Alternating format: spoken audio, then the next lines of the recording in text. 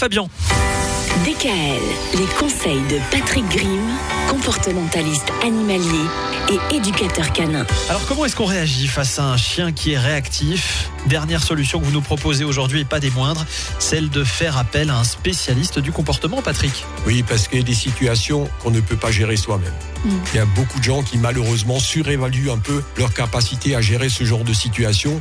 Mais quand on se rend compte que les techniques qu'on a essayé d'employer ne fonctionnent pas, il faut faire appel à quelqu'un. Quelqu'un qui va peut-être vous proposer d'autres solutions et qui a des solutions. On n'a pas des solutions pour tout, mais il faut savoir qu'en règle générale, on peut quand même arriver au moins à diminuer le côté agressif de certains chiens. On en a également à la SPA, des chiens comme ça. C'est vrai que certains vont être difficilement plaçables dans les familles parce que les gens ne sont pas habitués à gérer ce genre de situation. Et il y a des chiens qui effectivement vont rester dangereux. Et donc là, si on n'a pas les outils, on va dire les armes nécessaires, il vaut mieux aller consulter. Et là, il faut consulter plutôt un comportementaliste, on va dire, qu'un éducateur canin. Et à un moment donné, ça se rejoint. Parce qu'il faut aussi de l'obéissance. C'est-à-dire que le chien qui n'est pas obéissant, forcément, il va faire ce qu'il veut. Donc, vous n'aurez aucun contrôle sur un chien qui n'est pas obéissant. La base, au départ, c'est obtenir de l'obéissance. Mais après, si le chien a un comportement agressif, c'est que c'est lié à un autre problème. Et cet autre problème, il faut d'abord le déceler.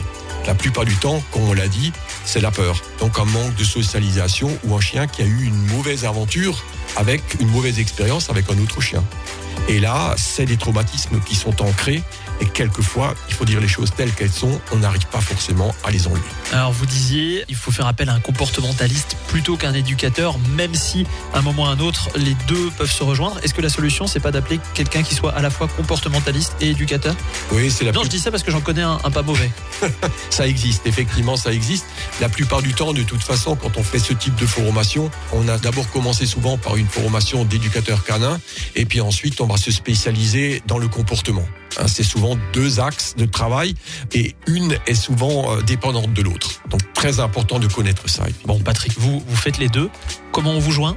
Tout simplement en m'appelant, par exemple. Je suis également sur les réseaux sociaux, donc on me trouve sur Facebook. J'ai même 2 sites internet sur lesquels on va me trouver aussi. Il suffit de taper normalement mon nom et mon prénom et puis vous allez me trouver facilement. Patrick Grimm. Grimm comme les frères. G-R-I-2-M. Voilà. À demain. DKL. Retrouvez l'ensemble des conseils de DKL sur notre site internet et l'ensemble des plateformes de podcast.